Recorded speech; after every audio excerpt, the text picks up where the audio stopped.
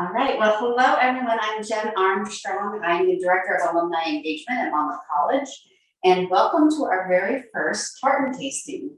And it's a charcuterie making event. It's the first time we've done something like this, and it's perfect timing for the holidays. So I hope that you will all, you're gathered with your fellow Scots, or you plan to get together with your fellow Scots soon, and you can make a beautiful platter for them.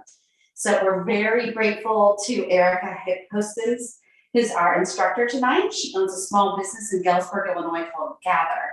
So it's a catering and event business. And her business is actually her side hustle because she is a full-time interior designer with Klinger and Associates. University of Iowa, Northern Iowa is her alma mater, but she was born and raised in Wisconsin. And I've already decided that she's gonna be my new best friend because she was on the golf team there. And I love to golf. So anyway, she's also a certified wedding and event planner. And if she isn't busy enough, she and her husband, the deputy chief of police in Galesburg, have 5 children. So we are very grateful for your time, Erica. Thank you. And before we get started, I just want to do a few housekeeping items for the group.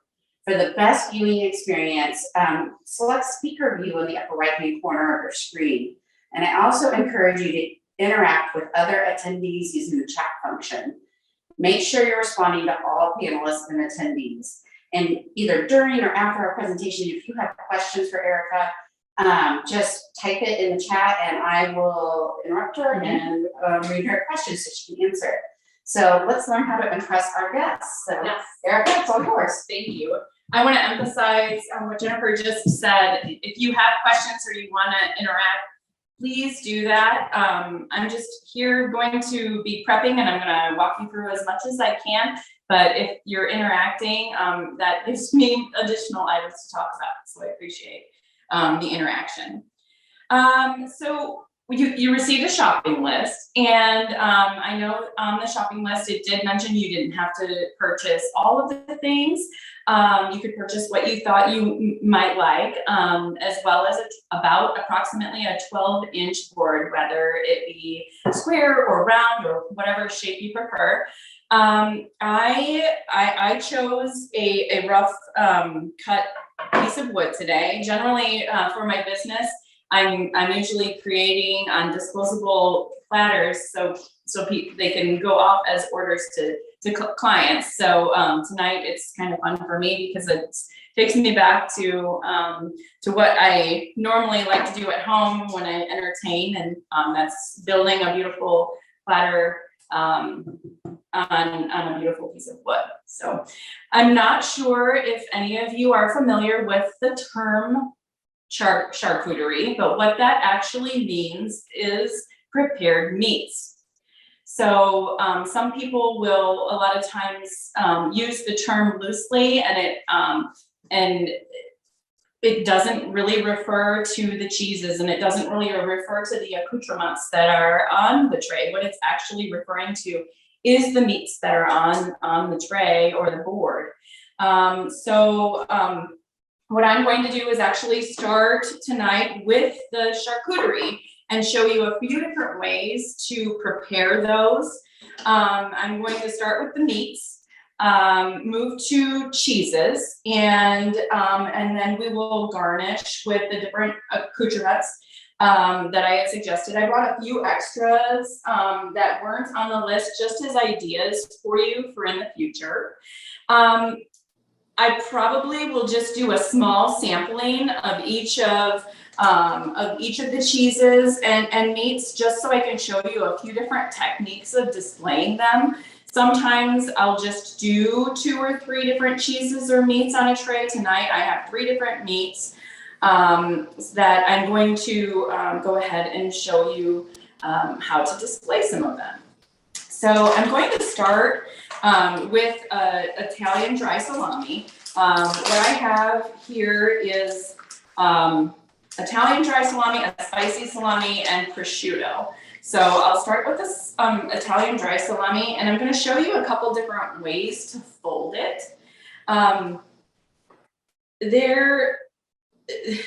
You can fold it into quarters, which is a beautiful way to create almost ruffles.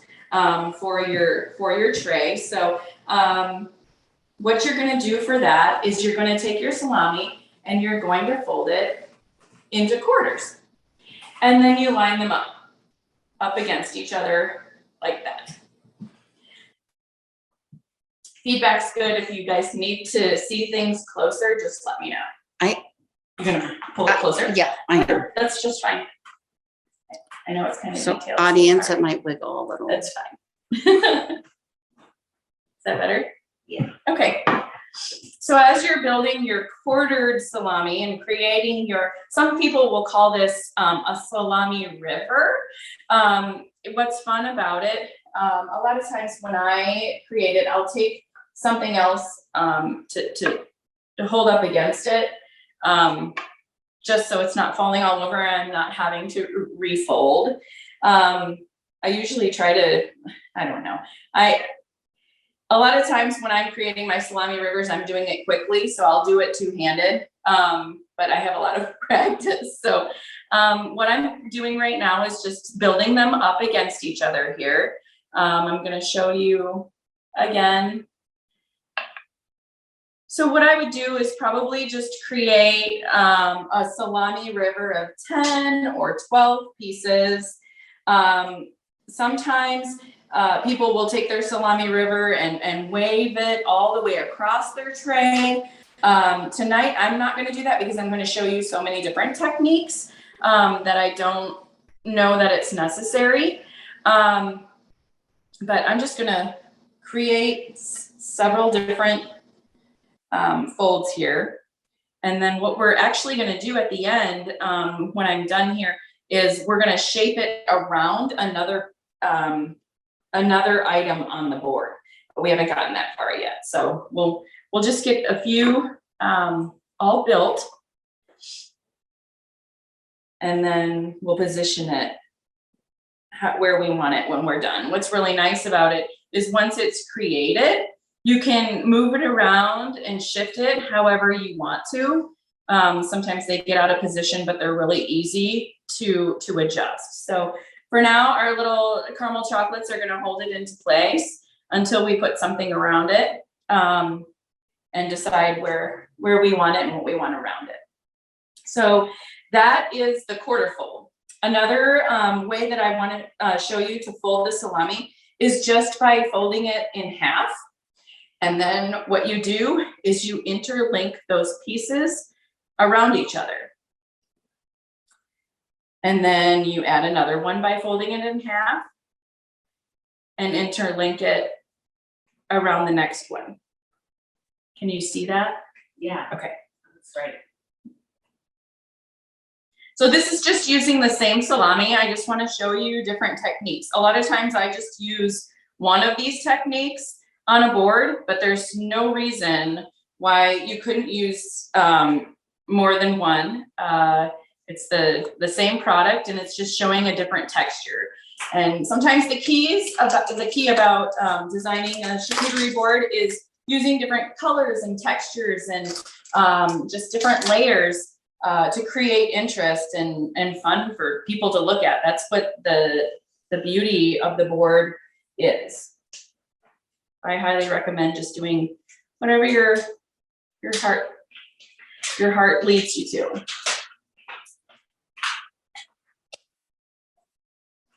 So that's just an example there of the half. Add a couple more.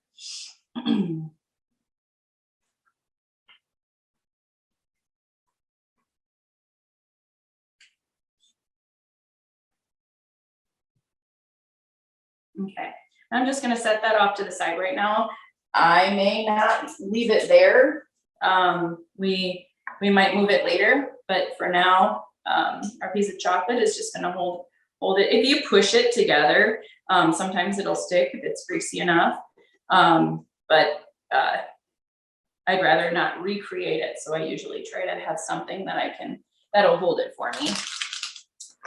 Okay, the next thing we're gonna do is create a salami rose, which is kind of all the rage on social media right now. You may have seen different ways to create it. I'm gonna actually show you 2 different ways tonight.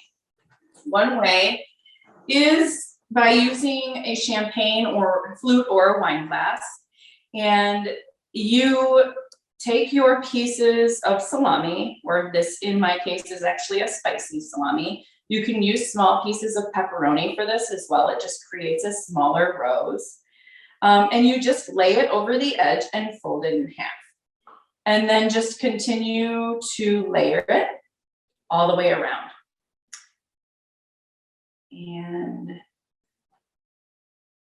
I like to overlap it as much as possible and kind of tuck it in. I think that it creates a little tighter rose. Sometimes if you're careless and you're just layering it over a large mouthed glass, it'll look good when you take it off right away, but then it quickly spreads apart and it loses its shape. So I like to try to press it as best as I can to give it a little bit of a formation. Sometimes I will just lay it on my board when I'm done. And sometimes I'll actually take it and I'll stick it in a little 2-ounce portion cup just to so it keeps its shape. You can do it either way. I think each way has its benefit. I don't really love to see a portion cup sitting on a tray because it kind of takes away from the I don't know, the looks of the tray, but it also sometimes helps keep the form. So it has its benefits and you can do whatever suits you. So here what I've done is I've gone ahead and I've overlapped them. And what I'm gonna do now is I'm gonna take 3 slices and I'm just going to overlap them here, fold them in half, and roll them. And this is creating a nice center of our salami rose. So it's nice and tight because as you can see here, it's not tight yet. And I like to try to make it look as full as possible. So what I do is I create the center of the rose and push it and insert it in there. And then you turn your wine glass upside down and wiggle it. And that gives you your rose. So that can go anywhere on your tray. Again, you have the option of sticking it in the portion cup if you need to. That's totally fine. I just think it looks pretty without having to add the additional plastic to the tray. But honestly, with my business, it's often that I do put them in those because it really keeps the formation when it's on a disposable tray and it's being moved around from person to person, refrigerator to refrigerator. It just makes it keep its shape a little bit better. Another way, and I'm going back to using the portion cup, but I want to show you another easy way to make a salami rose. And this is a little bit taller option. So for this option, you just go ahead and you just start layering them in the cup. And as you can see, this is almost double the height as the other one, because for that option, we folded it in half over the rim of the glass. For this one, you're actually using the full height of that salami, and you're just layering it into the cup, and you just keep working it around, creating those petals. And you can make it as full as you'd like. And just working your way around. As you can see, it's starting to get fuller and fuller. Use a couple more here.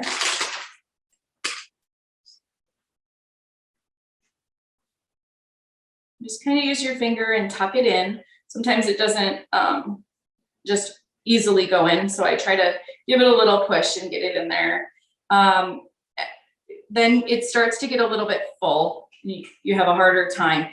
And then what I do is I do exactly what I did for the other the other center rows is I take 3 pieces and layer them and fold them in half again and tightly roll to make that center.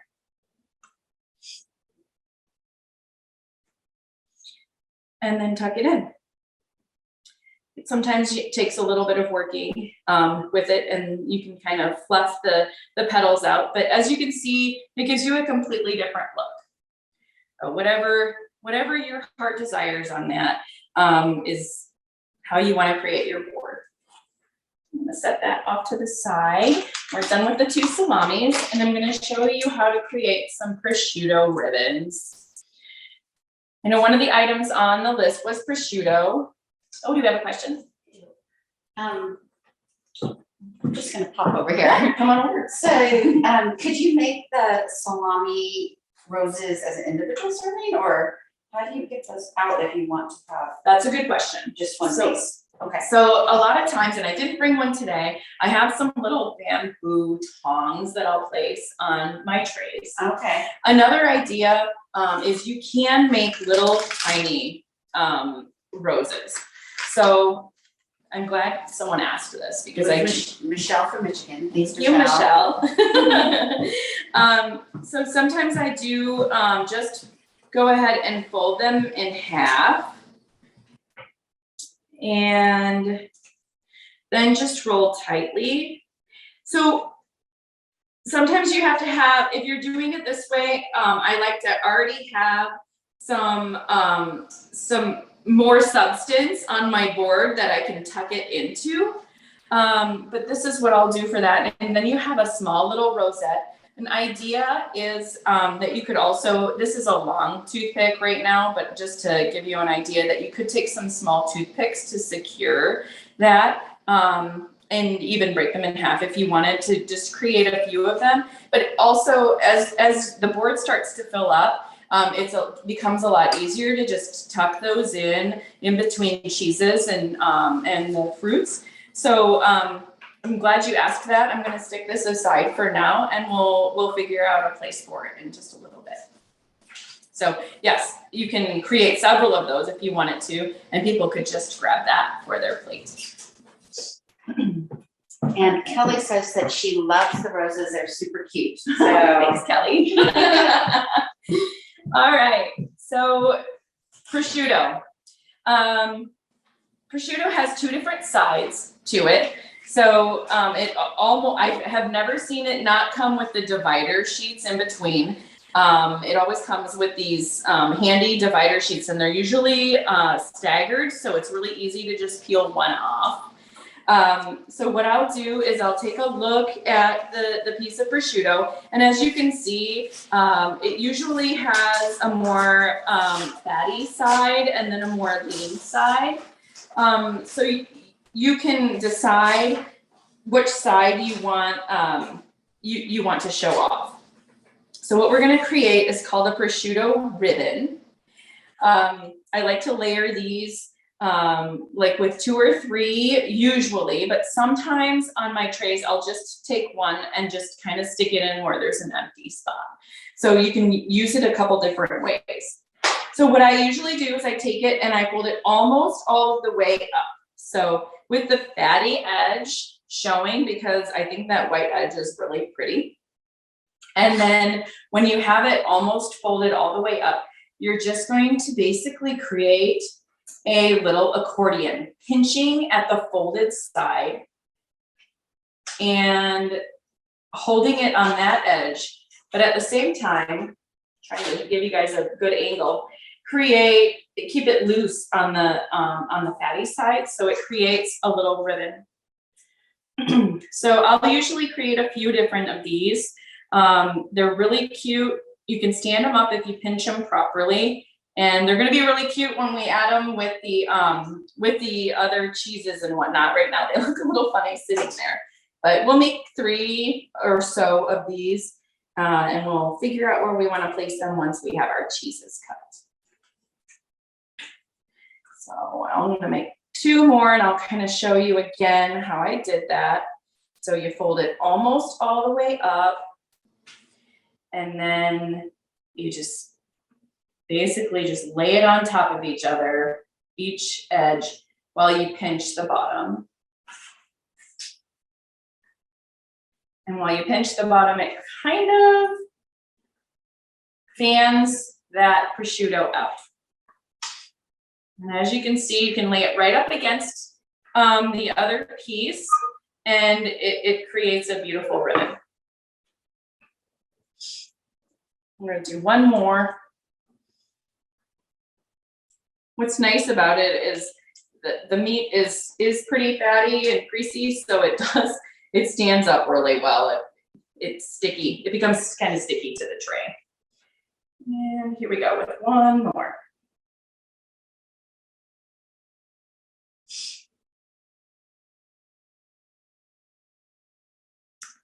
There we go. So we're gonna stick it here for now. I don't necessarily know that that's exactly where we're gonna have it, but at least it's prepared and it's ready for us to do something else with it. All right, I'm gonna clean up my workspace here and get our charcuterie out of the way so we can move on to some different cheese slicing techniques for our board here.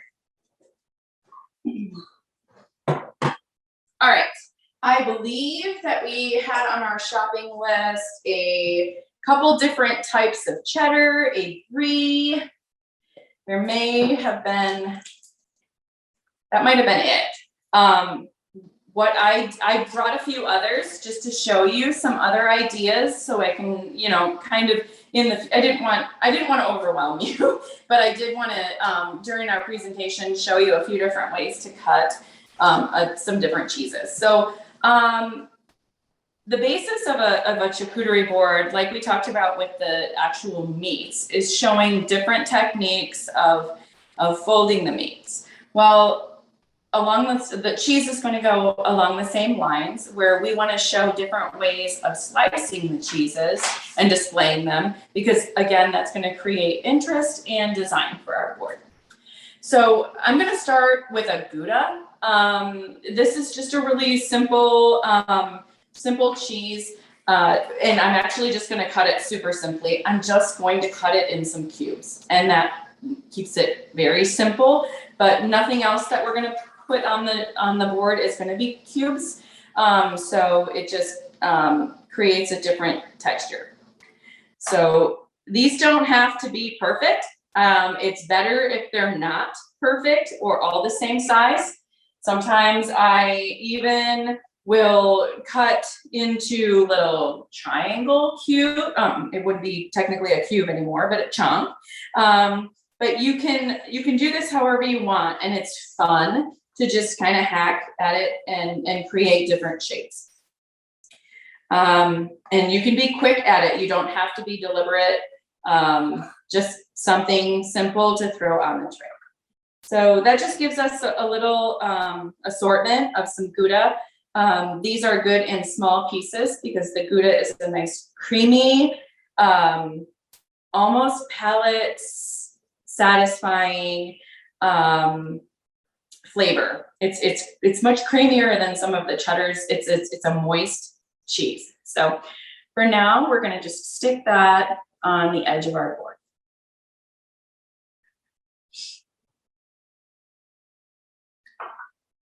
And I feel like that's it's enough.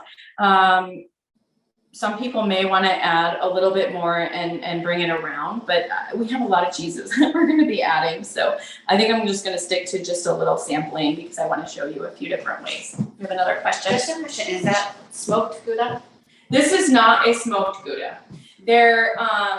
That is a wonderful flavor to add to the board. I just went with a creamy Gouda today.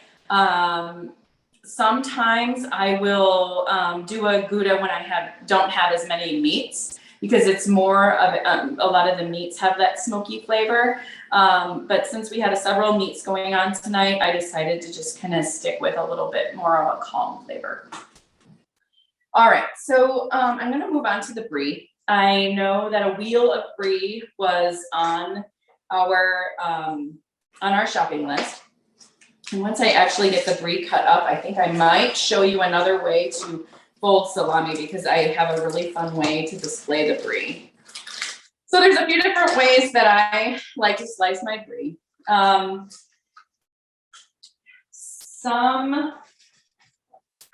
Sometimes people like to eat the rind and sometimes people don't. It's a complete personal preference. You may have seen, if you have been on my website or on my Facebook page, sometimes people will eat brie with jam. And so I sometimes will go ahead and slice off the entire top portion and remove it. Stick jam on the top and maybe even take a cookie cutter and cut a portion of the top out and place it back on. And then you get, for instance, like a little Christmas tree, you would shine through with that color of jam that you might have. I'm not gonna do it that way tonight. I wanted to show you how to actually slice brie instead of just having the top cut off, but that is one way. There's so many different ways to eat brie. So brie is best if it's at least room temperature or warmer. So when it first comes out of the fridge is when you actually want to cut it because it starts to soften when it becomes room temperature and it makes it sticky and harder to work with. It's been sitting out a little bit, but we're gonna see how easy it is to work with. You're best off. My knife is a little short that I brought, so if you can find a knife that you want to work with that is at least the length of the brie, it's going to make it easier for you. When I first started cutting brie, it was hard, and I definitely have had some experience, and it's getting a lot easier for me. So what I go ahead and do is when I start is I just cut it in half. And a lot of times it's easiest to work on the edge of the counter because you can work your knife back and forth and make sure that it doesn't stick. Sliding it and when it sticks is when it just becomes a mess. So you just want to be delicate with it and kind of work it back and forth. What I'm going to go ahead and do is cut it into wedges tonight. So basically this will cut it into 16ths. So I then cut that portion in half, wiggle it, and the same. So as the piece of brie gets smaller and smaller, I usually try to score the top of it before I slice all the way down, because what happens is as it gets smaller, the knife will crush that point and it doesn't look as beautiful. So the scoring really helps because then you can just work your knife straight through it. It's usually when it's quartered is when I start to actually do the scoring. So it may seem odd, but after I score it, I slice it down and the knife sometimes doesn't go all the way through. I'll just put my fingers on the other edge and push it, and then it easily just comes off. So what we're creating is just little wedges. And again, some people like to eat the rind, some don't. Sometimes people will just go ahead and just cut it off or eat it up to this portion where the end of the rind is. And it's a complete personal preference. Another question? No. Nope. All good. All right. So I'm going to quickly make my way through here. And then I'm going to show you how we're going to fan the brie out. It really makes a beautiful presentation on your tray. Try to do this quickly so I don't bore you with monotony.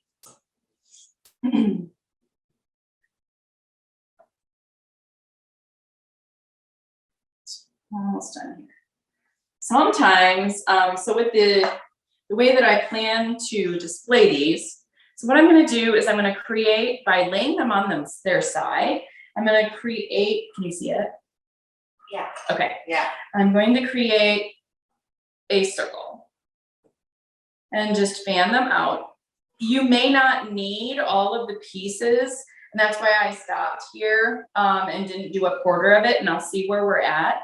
But if you, depending on how large of a circle you wanna make, you could make it small, or using all of the pieces much larger. But laying it on top of it, the previous piece, just making a fan.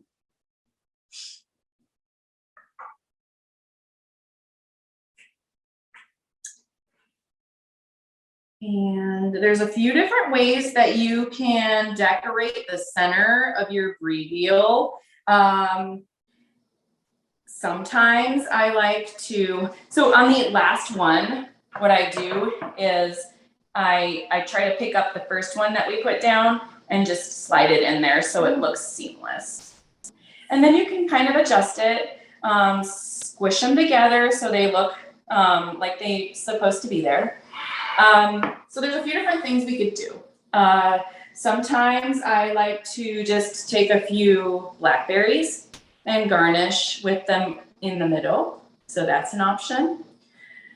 Another thing we could do is take another folding technique for salami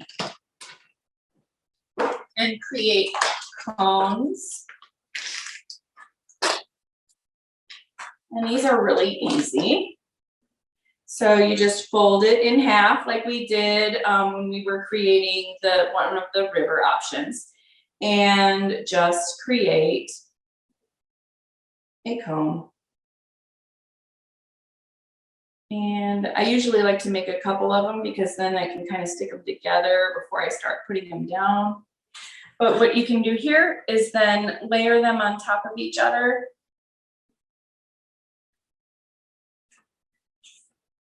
And center them right on top of the middle of your brie, covering up that seam. So what I'm gonna do is kind of show you, we'll do the cone, and then we'll garnish with a blackberry in the middle. So we'll do both.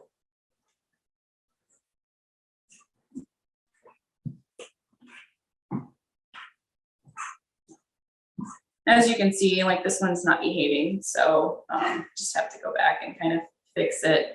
That's why it's best to try to push it up against another piece just to get it to stay where you put it.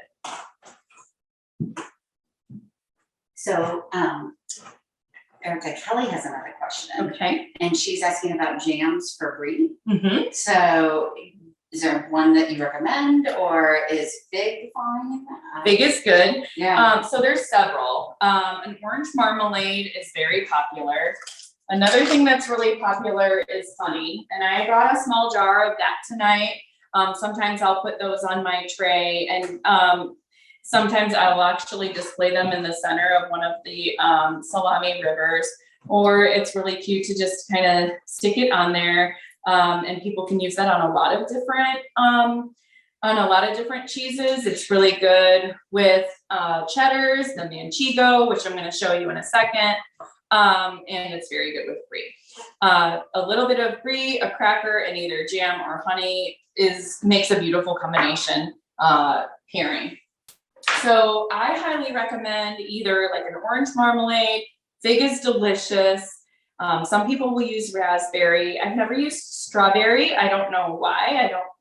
I just tried to be more complex, I guess, but I don't think that there's any reason why you couldn't. I think it's all in, what sounds good to your palate. So it's just that extra sweet that you add to your combination. So that's our brie. And we created our little cones to go around it. And then I added a blackberry in the middle just to garnish. I'm gonna set my extra brie aside. As you can see, I only used 3/4 of that wheel of brie in it, and it still created, probably as much as we needed without overtaking the entire board. Another cheese I wanna show you. I know I didn't have this on the list, but it occurred to me that a lot of people aren't familiar with what manchego is. Manchego is a white cheese. It's similar to the texture of cheddar, but it is a stronger flavor. but it always has a really beautiful rind.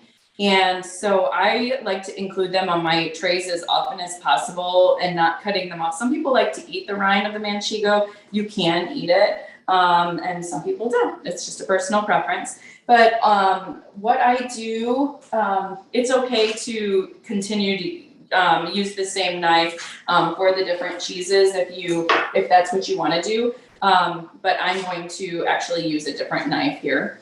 So I'm just going to take it and slice it in probably about 3/8 inch thick down into wedges, just like that.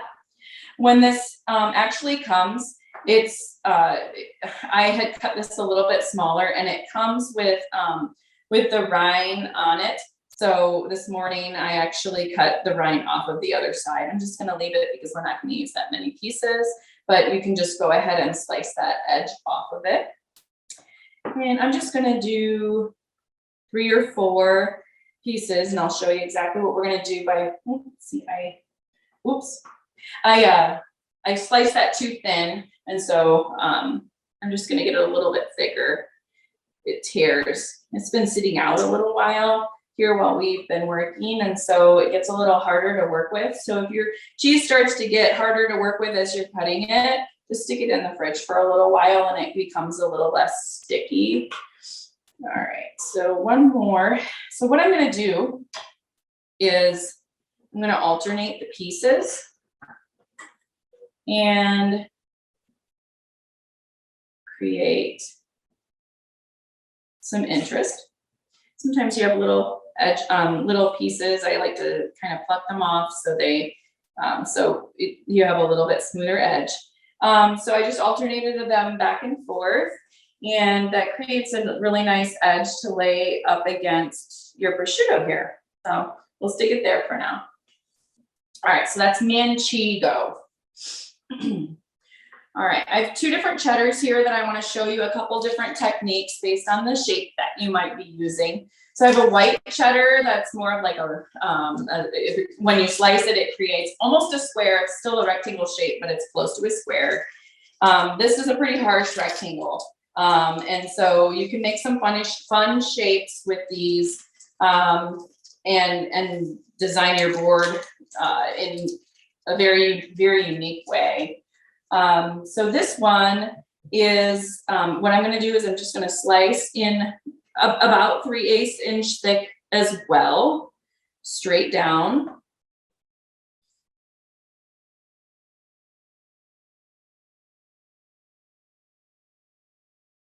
And I'm just going to do 3 for now, but then I'm going to take the pieces and stack them on top of each other. And you could do this individually if you wanted to just do one at a time. But what I'm going to do is I'm going to slice them diagonally. So I'm going to take it from this corner to this corner and create triangles out of them. Use the bigger knife. And then just take it straight down. Sometimes if your arm gets in the way, I like to take it to the edge of the counter just so you can make a clean cut. So then what you end up having is a shape like this. These triangles are so fun to layer on top of each other and work into your design however you'd like. I like to stack them so they're standing straight up, but alternate them so they crisscross. This is one of my favorite ways to display cheese.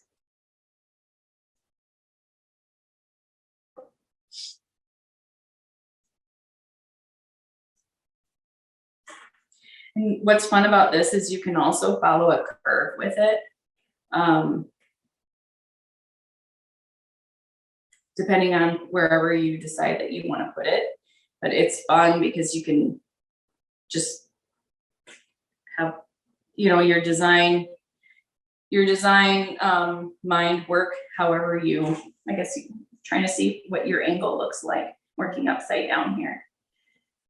So yeah, we kind of followed the curve of the salami there, but also working up against the rose. We probably could have done something a little bit differently since we went up against the Gouda here. It's 2 different colors that are the same. Those are things that I'm always working around as I'm trying to design a board, as I'm trying to separate colors and I'm trying to separate textures just to create interest. But since we have 2 different cheeses here, 2 different shapes, I'm gonna leave it because I think that it's okay. Because it's nice to have these wedges have a nice base to rest up against. Question? Okay, so this is my question, Uh-huh. and so one of my favorite cheeses, I think the brand is Santorini or Santori or something like that. The Cabernet. The Montemore. Oh, yep. And so it's kind of a cheddar and a Parmesan mix. Mm-hmm. Love it, but it's so crumbly. It is. So would you just not bring it into a beautiful piece like this and just have it on its own plate, or? No, I would chunk it up and just let it work on its own. So you Okay. can take, for instance, okay, so I have something that's similar. This is a cranberry Okay. cheddar that's kind of similar. But what I would do is just kind of hack at it and let it create whatever it is. And then just serve it like we did the Gouda and have just, for instance, like a little area that people can just pick them up. Okay. Your other option is if you want to, you can also just put the entire wedge on there, but it tends to take up a lot of space. It does. So, I mean, you can also, if you ever want to, cut that wedge down into a smaller piece.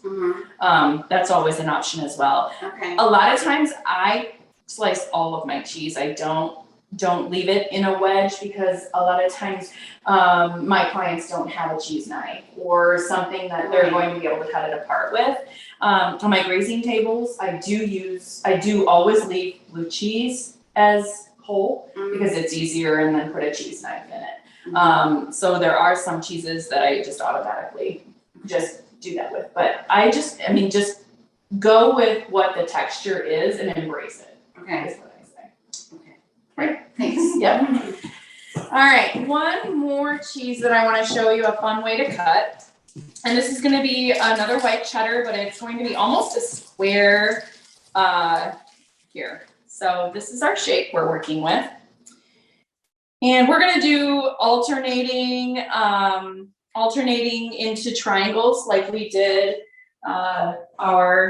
excuse me, I'm just going to wipe this off. Like our other cheddar.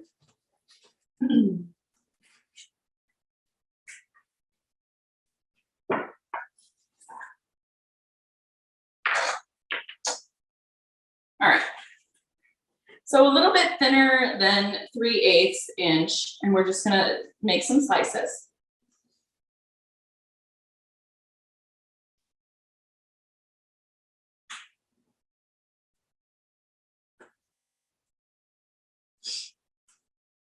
And this is gonna create almost a row of cheddar.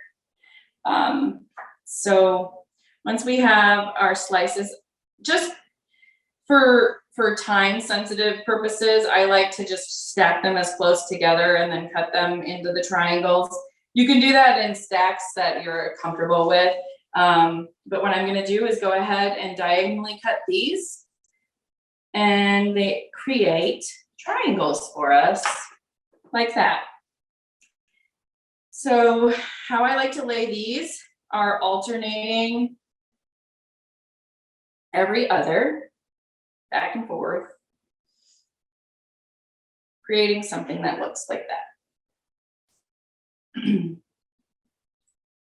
This is fun because it creates a row on your board. It's just a different way of displaying the cheese.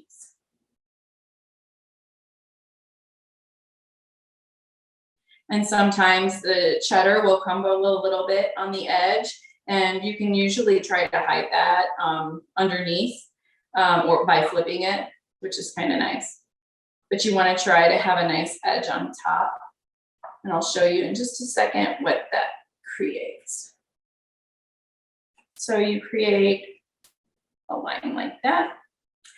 And let's see, I think we need to move a few things around here. All right. I'm gonna put this off to the side for a moment.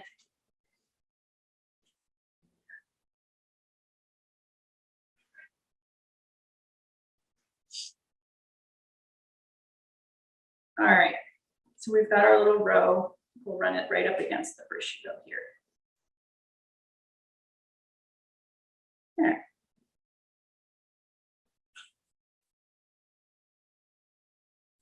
I'm gonna take this piece that we kind of removed, and we're gonna curve that around our brie here to kind of highlight that edge of the brie. And then we can always garnish in this piece, in this spot here. All right. Now that is all of our meat and cheese that we plan to put on our board here.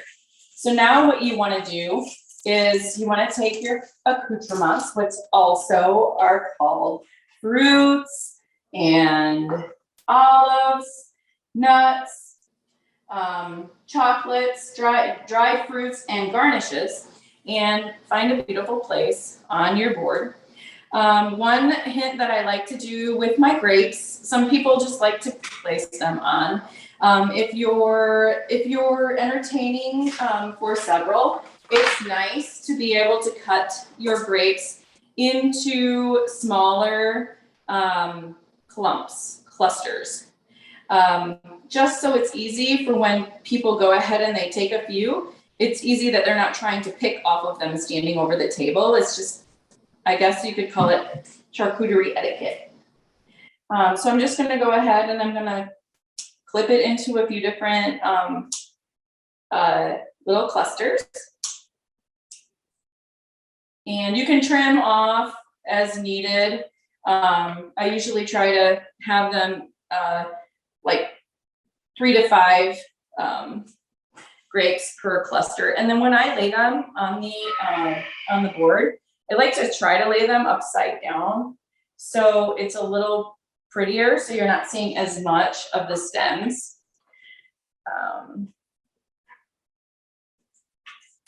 Go.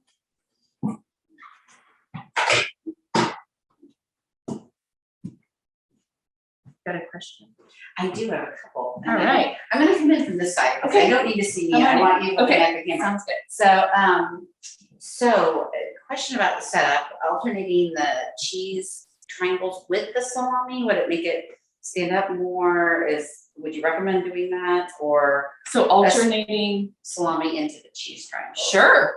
And then that would be easy for people to grab if they wanted to grab a slice of salami and a piece of cheese, and it would create some motion actually on the board. So I think that's a great idea. And do you have a rule of thumb for like how many meats versus cheeses? This is from Paula. Yes. So hi Paula. So Paula, generally, a rule of thumb is approximately 2 ounces of meat to 3 to 4 ounces of cheese per person. A lot of times you'll kind of waver away from that, but that's just a rule of thumb if you're trying to plan on how much food that you need to purchase for your guests. All right, so we created our little grape cluster here with smaller clusters, and you can't even tell. I'm just gonna clean up my mess here of grapes. Okay, so I have a couple questions. Of course. So one is a food safety. Okay. Yep. So like the party goes along, everybody's eating out. Mhm. How long do you let this sit out? When do you worry? When? I'm extra cautious, Okay. and I say not to let it sit out for more than 4 hours. Okay. Technically, probably could do 6 because there's a lot of preservatives in the meats and cheeses, but I say no more than 4. And honestly, some of the cheeses start to get kind of oily after that. Yeah. So I think 4 hours tops. Okay. What I'll do sometimes is as we're like nearing the 4 hours, I'll go ahead and maybe even take a little section off and stick it in the fridge for a little bit just to chill it, because it tastes better cold anyways. It does. Mm-hmm. Yeah. Yeah. Okay. And where do you recommend, I mean, no sponsors here, but Fine. where are you recommending buying like your meats and cheeses? Not everyone's local. It's fine. So, So you're gonna be really surprised by this. Almost all of the things that I have here are from Aldi. wow. They have amazing selection of cheeses and meats. It's amazing to me, like Yeah. fantastic. I get a lot of my other, so for instance, the 2 cheddars that we did here, so this mild cheddar that we cut into the wedges here, though that is from Aldi. And the white cheddar that we created our row here, that is also from Aldi. So is the brie. And let's see, the Gouda is, and this is the other place that I buy my cheeses is Costco. Oh, really? So Costco and Aldi is really where I do almost all of my shopping. Because the, like, a manchego is harder than Aldi. I'm sorry, they do have it, Okay. but the manchego that I purchased is from Costco. Okay. And it comes in, so the wedge that we used, it comes in, it's probably about that big and then about that high. Okay. I've seen it there, actually. It's a beautiful cheese. It really I is. love the way that it looks. I like to try to use it on my boards as often as possible. I think it looks like wood. Yeah. It's gorgeous. It is so pretty. And it tastes great with white wine. So. I agree. My kids don't like it. I'm trying to get them to like the manchego as well, but They'll grow into it. they will. Okay, so we have some other things that we can decorate our board with now. And I'm just gonna kind of go through what we have, and then you can kind of slowly add where you want to fill in spaces. So I have strawberries. These strawberries that I have, again, almost all my produce comes from Costco. We live an hour away from Costco, so I make at least weekly trips, unfortunately. But for now, that's the way it's gonna have to be. Huge leaves on these strawberries that I got today. This is just a personal preference. These are all of my fruits and everything are already washed. I did that prior to. I like to cut my strawberries in half, because I think once you cut them in half, it opens them up. They're just beautiful to lay on the board this way, and they're easier to lay on the board, and they're easier to eat. So what you'll want to do is you can either lay them in a cluster on the board, or you can also just place them individually. So I'm just going to go ahead and work with our edge here. Cut them in half. And then since we have our blackberry here on the edge, I'm going to work with that and repeat it next to the other berries. Need to take our little chocolates out of here that we're holding, and we can have our strawberries hold that up now. There. Sometimes it's a little bit of a trial and error trying to get things to balance. I'm gonna cut one more strawberry.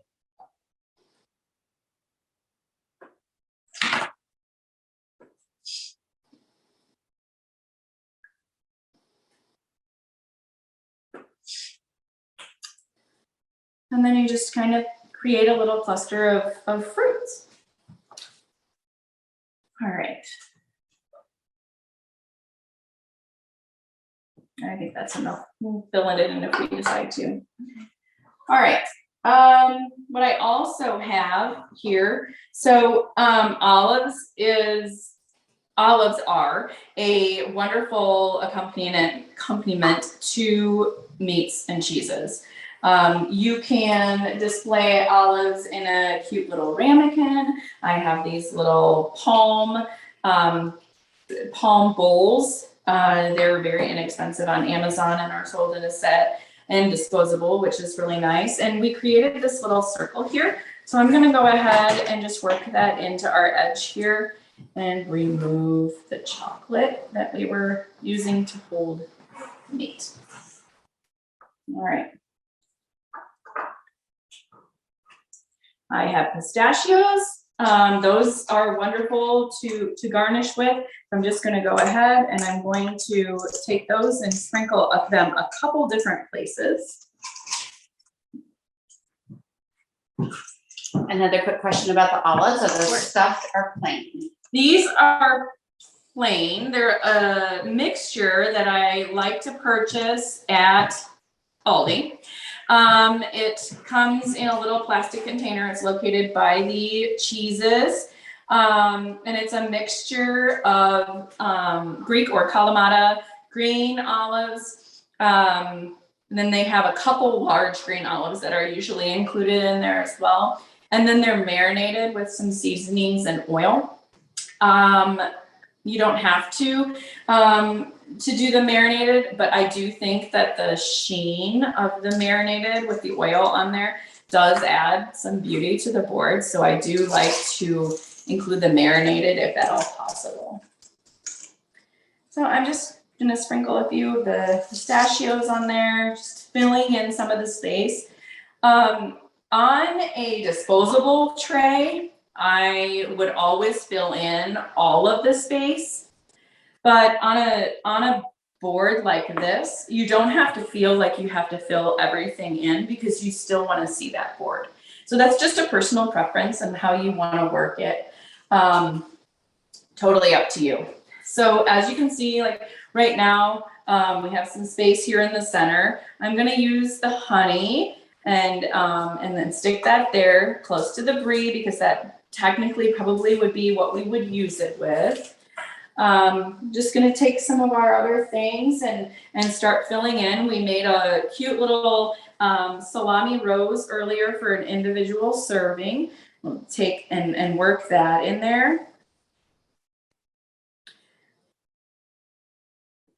I also have some dried apricots and a couple different kinds of chocolates, and then also some rosemary and sage. So there's a couple different things that we can do here. So sometimes people like to include crackers on their trays. Some people don't.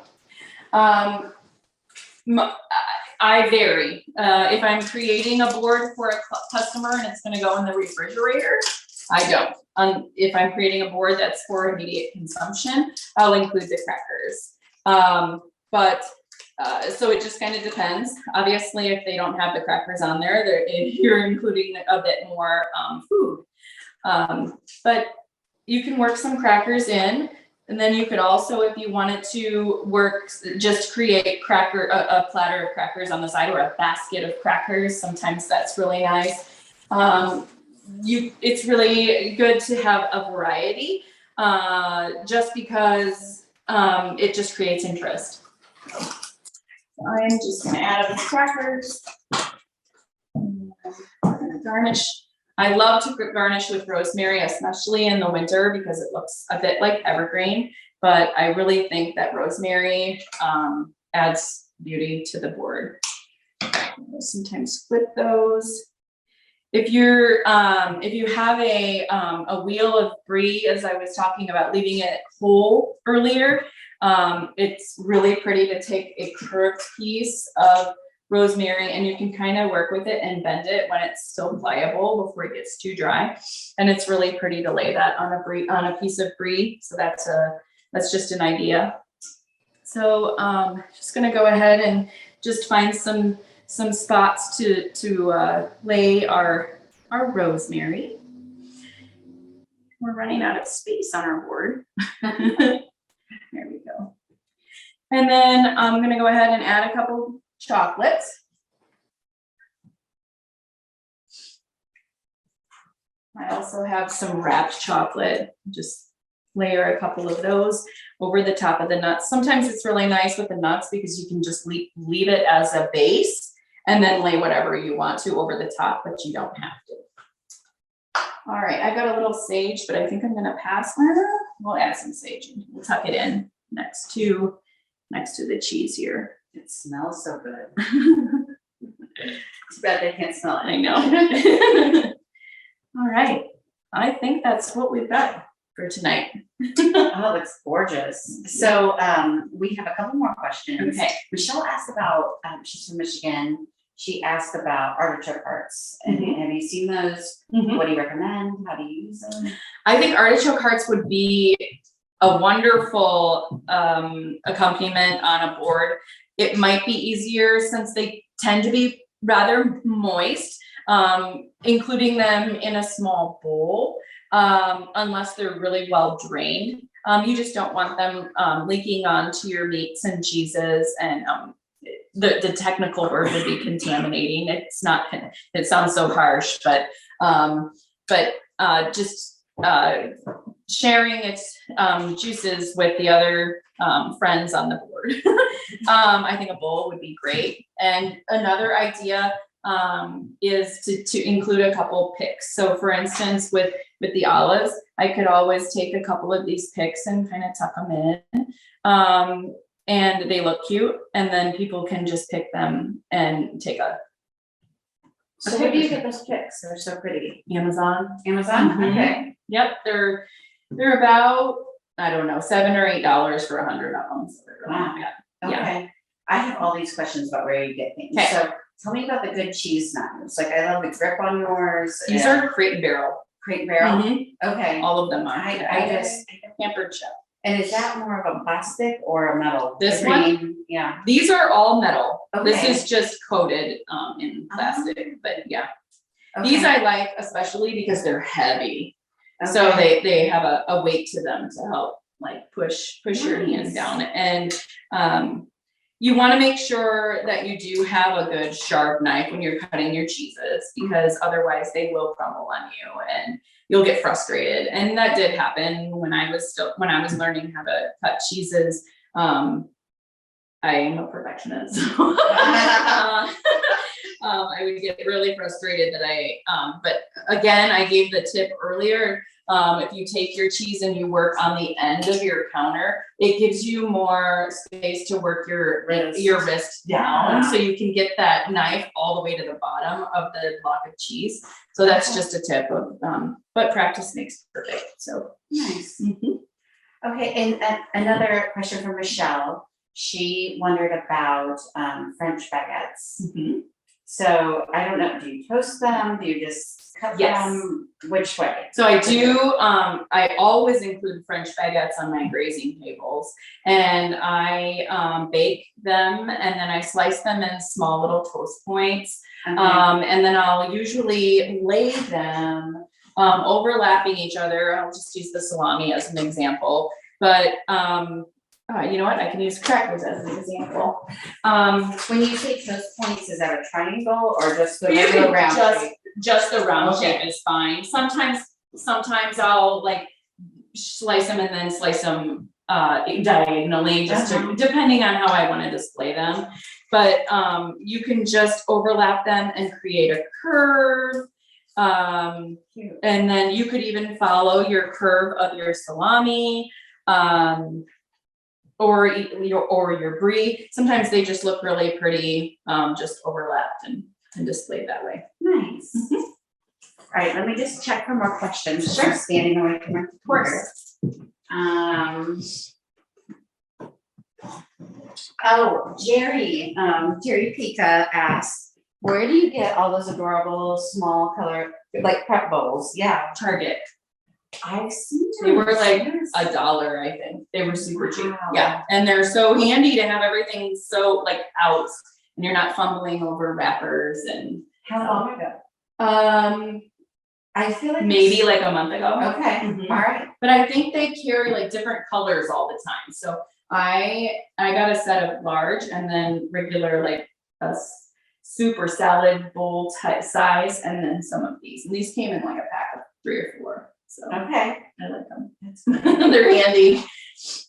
All right. Yeah. Any last words or tips or? No, That's feel free anytime to reach out to me if you have questions. I do have a Facebook page. It's Gather Custom Events. as well as a website, and both my email is on there. So if you ever have questions about advice or what to pair with what, feel free to always reach out. All right, well, thank you, everybody, for attending. Thanks, Erica. This is recorded, so please watch it again. Get your friends together, have some wine, learn a little bit with your friends, and watch this again. Erica can also come into your home and do some events as well. Yep. So if you're local. And we have more events coming up after the new year, but we wish you all a very happy holiday season, and thank you very much for attending. Thank you. Have a good night.